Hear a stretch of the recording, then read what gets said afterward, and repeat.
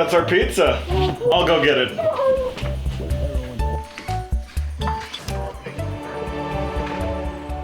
Samus?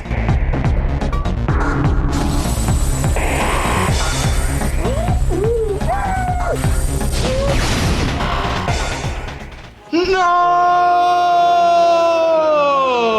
Huh? Oh, so that's where that went.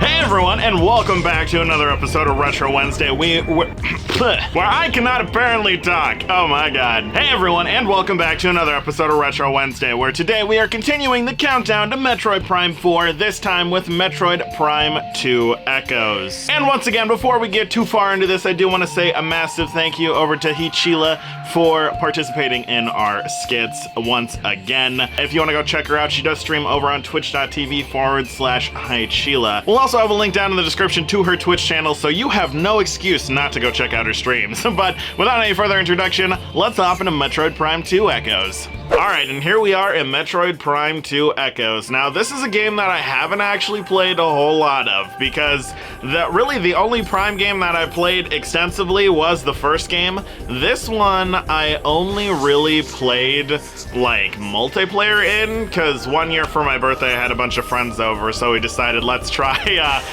playing multiplayer in Metroid Prime 2. And it was actually quite a bit of fun, I do have to say. Maybe at some point we can take a look at Metroid Prime 2's multiplayer, separate to, you know, this whole, countdown series. Really, I don't even know how I have a save for Metroid Prime 2 on my Gamecube. Probably because I wanted to test the game when I got it, because this was a pickup exclusively for this countdown series. But here we are, mission file, something, contract agreement, yada yada yada, locate the Federation troopers and render assistance. So, my history with this game kind of stems back to a few months ago, or a couple weeks ago, when I played the bonus disc for Metroid Prime that came with a demo for Metroid Prime 2. And from what a lot of you guys have said, the demo is like completely different to the full release game. Like, the rooms are shuffled around. Some rooms that show up later in the game are in the beginning of the demo, you know, that sort of stuff. So if you did watch that video and now you are taking a look at this one, go ahead and tell me your differences down below. Like, which differences did you spot that are different between what we showed in the demo and what we have here in the full release game? Okay, so the planet is covered in some purple goo, and the planet has disappeared. Just kidding, the planet has not disappeared. It was a fancy little camera trick. So I know that this game has to do with like the light and the dark realm, and if you're in the dark realm, you just kind of start, you know, dying, and if you're in the light realm, then you're fine. And they'd made a lot of changes to the sort of like beam abilities. I think like the beams have ammo now, and they're not unlimited. Like, you still have the usual power beam, but like the light and the dark beams are limited in their capabilities. If I'm remembering correctly, I've only seen like little bits and pieces of this game and haven't again sat down to play the full thing. So far, at least from what I can remember with the demo, this is pretty much how it started. So not too much of a difference here. Let's see. Come on, let's get some controls. Oh yes, return to your ship to save your game and recharge your energy. Beautiful. So we are again, actually this time we're not playing the remaster, and so far this has not been, you know, ported to the Nintendo Switch 2, but as part of their GameCube online thing. So we are on the original GameCube today with the Wavebird controller, a great controller. If you are someone who still owns a GameCube, I would definitely recommend tracking down a Wavebird, because it's just so nice. It just makes the GameCube feel like a modern console, even though it came out about 24 years ago. But let's see. So scan visor. Oh, okay, this is new. Press and hold L to lock onto the target. Object scan complete. Oh, did I need to read that? Missile. Nope, that's the morph ball. Is that what I need to do? What do I need to do with this? Charge beam? Nope. Okay, maybe we should actually read what it says when we scan it. Statue's motivator is functional but requires power to operate. The power beam cannot energize the statue's sequel. Okay, well, that's nice. That's great. I kind of like how everything is highlighted in this one now.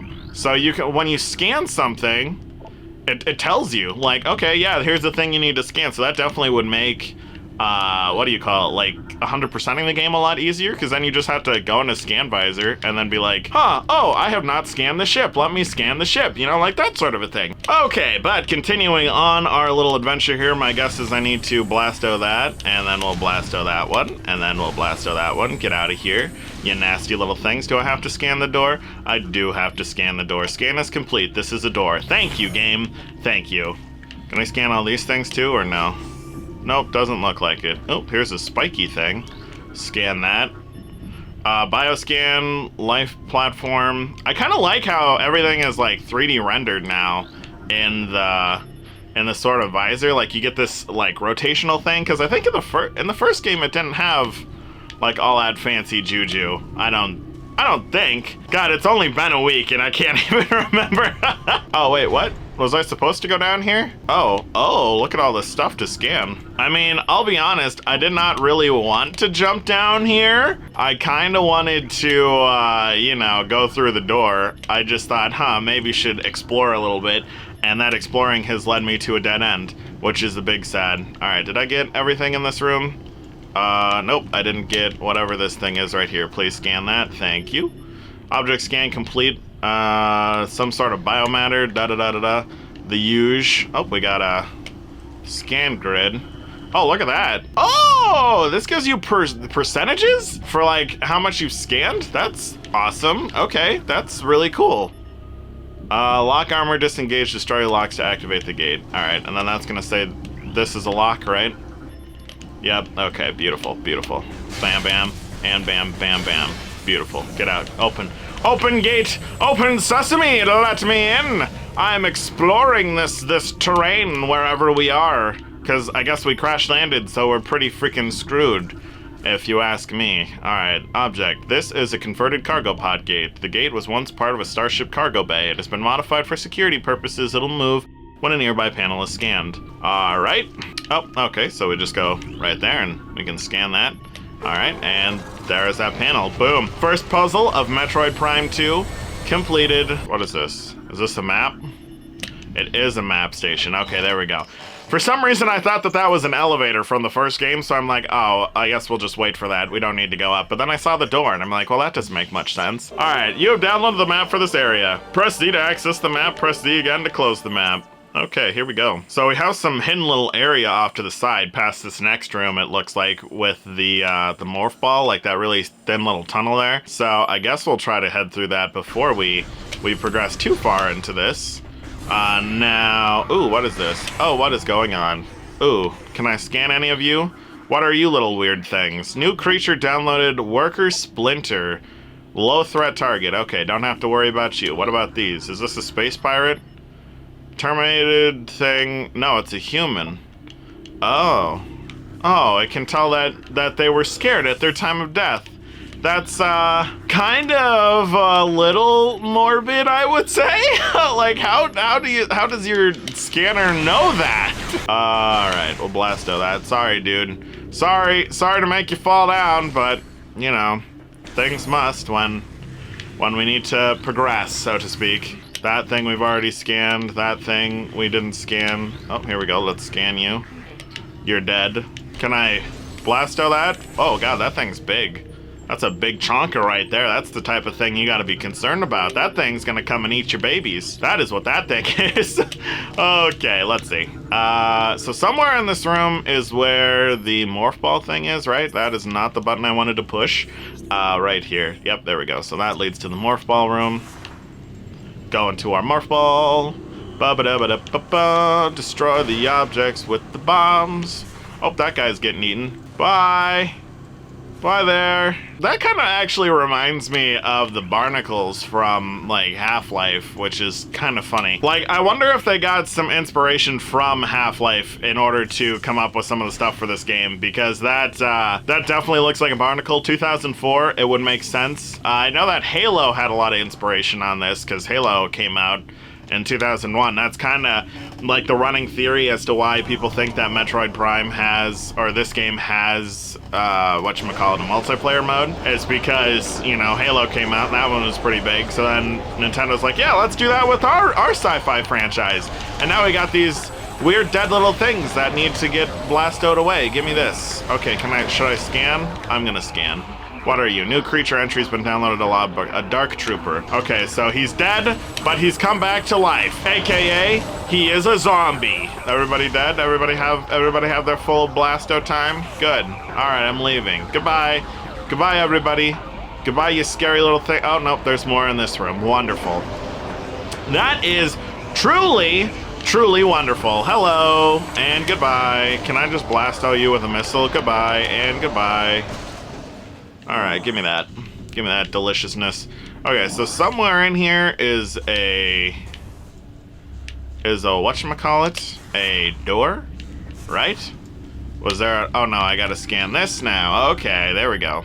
Security panel online. Now we got the gate open. There we go. That makes a whole lot more sense. Had to go do that, get the door. Oh, we got more dark troopers inbound. Hello, mister. Goodbye, mister. Hello, mister. Goodbye, mister. And you two can have the missile treatment. Just kidding, because my missile missed. Nice. Okay, so hopefully there's not, like, a boss or anything, because if there is, I'm going to be kind of screwed, because, like, I don't have any missiles. Correction, I have one missile, and that is probably not going to get us very far. Okay, what is this? What's going on? Thing locks behind me. Oh, yep. Door shut. Door locked. Oh, is this our lovely dark Samus? Looks like it is. She's playing with a ball. She's like, yeah, look at that. This is the orb of doom I really like. Let me just float on in there real quick. All right, so I guess that is the only thing we can do. Oh, nope, we can scan this guy. Look at that. See, that would be a missed percentage. That's what that would have been if you didn't think, huh, you know, let me check this room for scanning. Oh, we gotta scan that too. There we go. Door system access denied. All right, scan this magical ball of doom. Unknown dimensional anomaly. In we go! So from my understanding, this is now going from the light world, aka the normal world, into the dark world, or dark realm.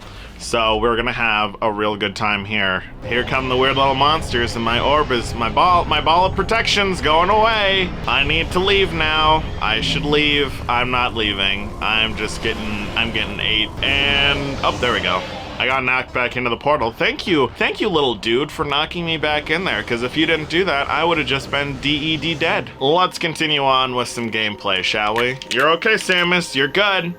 You're good. Everything's good. We're just gonna keep going now. There we go. Chozo Battlesuit version SAS whatever alert gear stolen by unknown creatures. Space jump thrusters are offline. Morph ball boost offline. I didn't even know I had the morph ball boost. Power bomb generator offline. Okay. Missile launcher offline. No, not my one missile. Oh wait, I still get to keep the charge beam now. Okay, that's kind of nice. Do I have the normal bombs, or did those go away too? Okay, looks like those went away too. So I guess we'll just continue on without using any sort of bomb or anything.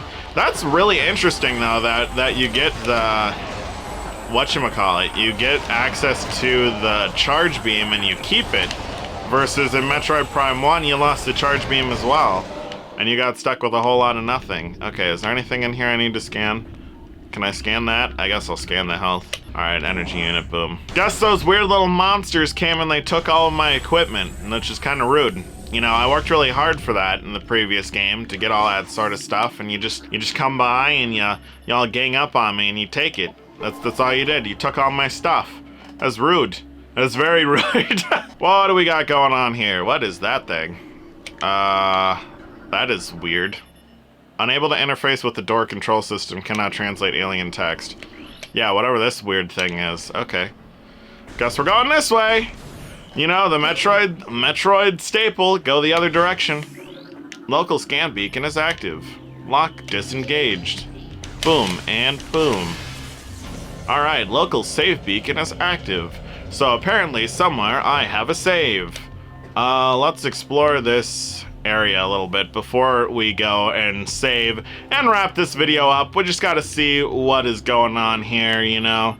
Object scan complete. This is gonna do something, right? Control system online. Yeah, so this is like a really interesting looking game. They definitely kind of took a lot from the original Metroid Prime and updated it quite a lot, you know, to kind of turn it into this new sort of experience for you. And almost like some of this kind of looks reminiscent to what we've seen in the like the Metroid Prime 4 teasers. I guess it's just because everything is like beige, maybe.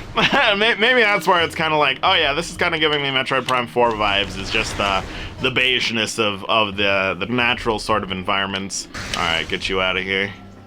Save station located. All right, fine. Tell me where the save station is so that you can stop, you know, blastoing me with all that. All right, so it's like down somewhere. Okay, cool. I won't remember that for when I actually need it, but we can pretend like I do. Or did. Okay, so we got another door, and this leads to somewhere. What is in here? Anything of note? Another door! Okay, not what I wanted. I don't want to go into the logbook. I want to take a look at my map. Okay, so this leads to a big area. Alright, I guess it wants me to go to the save station first. Which is what? Is that the ship? It says I've already been there. What the heck? Okay, that's weird. So wait, how is the save station somewhere I've already been? I've only been in, like, the area with the ship. What? Am I in a different area? Did I take a wrong turn? Was I not supposed to go backwards? Was I supposed to go forward?